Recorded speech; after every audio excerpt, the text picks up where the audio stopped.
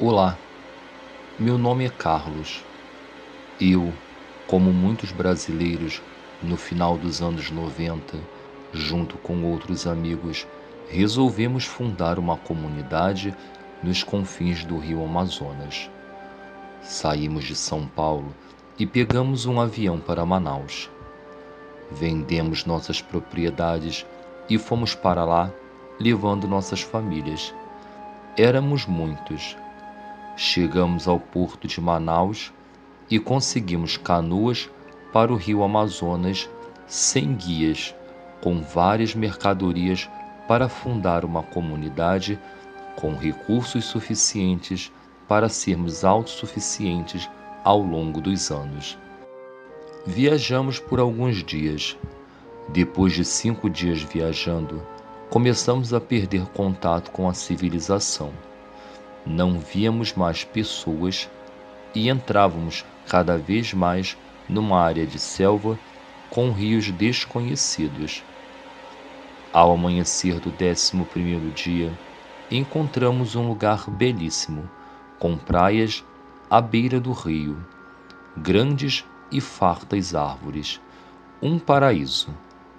Ficamos encantados e montamos nosso acampamento por lá. Seria nossa vila, nossa comunidade. Plantaríamos macaxeira e outros legumes. Nisso, acabei lembrando de um homem que conhecemos no porto de Manaus. Sujeito estranho, moreno, corpo pálido, olhar penetrante e olhos esquisitos.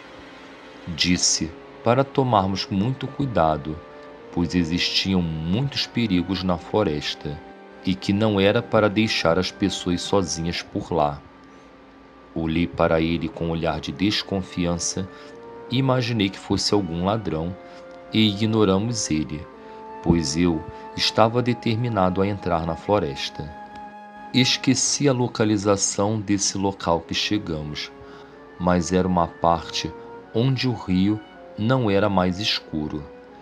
Permanecemos lá por 3 meses e eis que apareceu por lá uma pessoa esquisita, um tipo de índio com os dentes amolados, e não entendíamos o que ele dizia.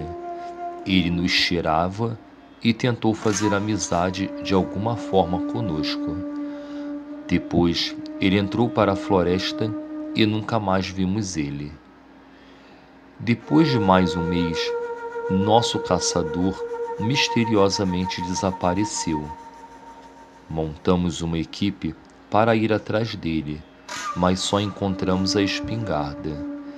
Ele, de fato, havia sumido. Dias depois, nosso paraíso começou a ficar diferente. Pessoas de nossa comunidade começaram a desaparecer e ficamos muito preocupados, pois tínhamos crianças e era como se as pessoas desaparecessem no ar. Por necessidade, eu acabei me tornando caçador. E ao entrar na floresta, eu estranhamente encontrei com aquele sujeito estranho do porto de Manaus. Primeiro, eu apontei a arma para ele e perguntei o que ele estava fazendo ali e como havia chegado ali. Ele olhou para mim e disse que tinha vindo correndo e que ele era o menor de nossos problemas naquele momento. Ele alertou que aquele índio estranho que havia aparecido em nossa comunidade era um ser muito perigoso que pertencia a uma tribo canibal e que nossa comunidade estava condenada e que precisaríamos mudar de lá. As pessoas desaparecidas infelizmente já estavam mortas e serviram de alimento para aquela tribo. E eu desconfiei dele perguntando se ele tinha nos seguido até lá e se ele não era perigoso. Ele disse que aquele índio que apareceu lá é uma espécie de caçador e veio descobrir onde havia alimento. Então, fiquei um pouco nervoso. Apontei a espingarda para ele e ele não mostrava nenhuma reação. e até encostou o cano da espingarda no peito e me disse: "Isso não pode me machucar."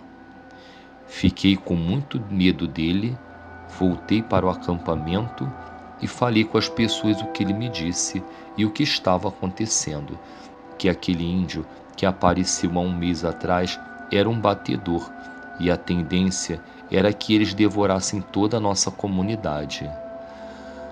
Infelizmente, houve uma divisão na comunidade.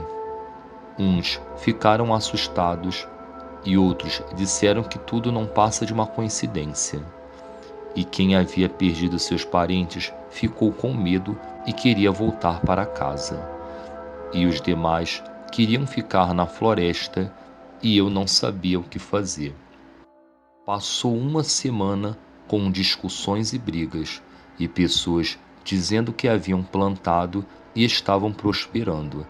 Não era o momento de se mudar.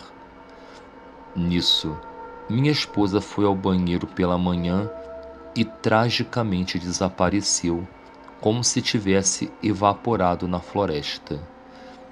Sem minha esposa, eu fiquei extremamente desolado e resolvi voltar.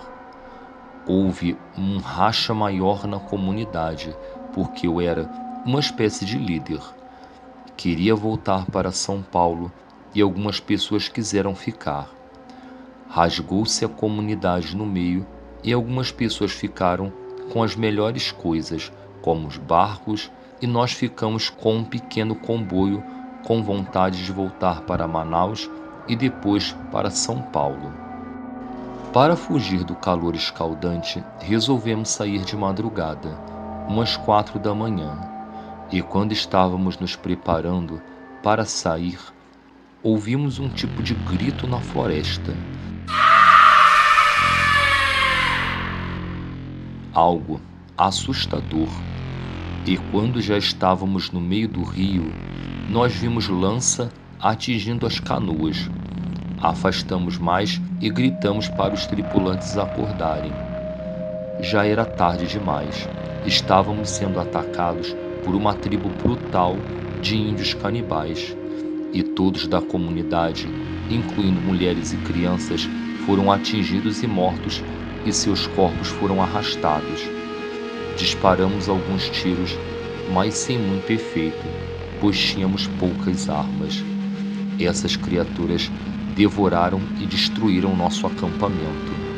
Não tínhamos muito o que fazer, pois éramos alvos fáceis. Quando a munição acabou, simplesmente esperamos a morte chegar. Eles entraram nas canoas que haviam ficado no acampamento e vieram nos perseguindo. Mas do nada, eu olhei para uma árvore. Aquele rapaz estranho e moreno, lá do porto de Manaus, estava nos olhando de dentro da mata, em cima de uma árvore. De repente, ele se transformou num monstro, uma fera, algo demoníaco. Os índios canibais, ao escutarem o urro daquele ser, começaram a pegar os cadáveres e correr para a floresta. Aquela criatura começou a quebrar as canoas que eles usaram para nos perseguir com uma força brutal. Despedaçou as canoas como se fossem de papel. Esmagou aqueles índios canibais e pela primeira vez vimos aqueles índios com medo. A criatura abateu muitos deles, que fizeram uma espécie de círculo, pegaram os cadáveres e sumiram para a floresta. Aterrorizados, pegamos as canoas e começamos a voltar naquele rio estreito rumo ao rio principal até Manaus. E quando estávamos navegando pelo rio pequeno, eu olhei e aquele homem estava lá, perto das árvores, nos seguindo, e eu pedi para seguirmos viagem. Ele nos disse para sairmos dali o mais rápido possível e que aqueles índios tinham canoas e eles iriam atrás de nós e que ele daria o máximo de cobertura possível. Seguimos viagem, mas todas as noites éramos perseguidos com gritos, flechas, lanças e pequenas canoas que apareciam do nada que ainda vinham para nos capturar e matar, mesmo sendo apoiados por aquela criatura que parecia um cachorro gigante. Muitos, infelizmente, morreram.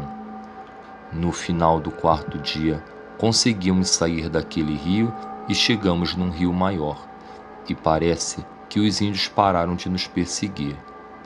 Chegamos numa praia e vimos de novo aquele rapaz. Perguntei quem era ele e o que ele fazia naquele lugar, e ele me disse que era um filho de Fenrir, um guardião da floresta, e que a floresta possuía vários demônios.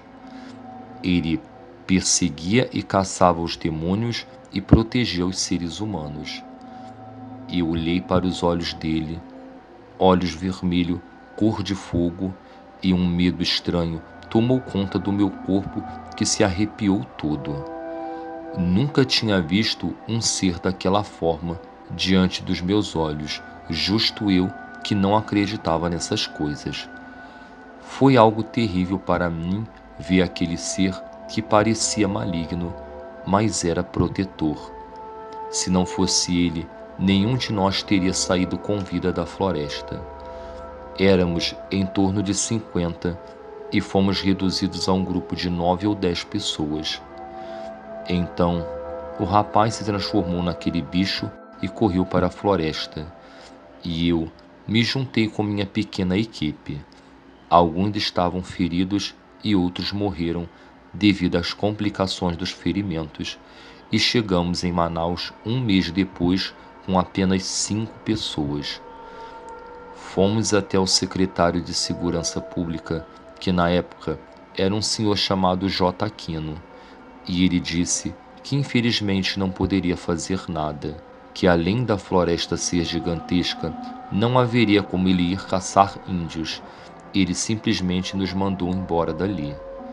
Então, juntamos tudo o que tínhamos, colocamos no avião e voltamos para São Paulo. Por algum tempo, ainda nos víamos, depois perdemos contato. Hoje, eu moro na cidade de São Carlos e lembro que tudo foi terrível, como um pesadelo, e nunca mais na minha vida eu entro numa floresta. Mas sou muito grato a essa criatura, esse lobo filho de Fenrir que salvou nossas vidas.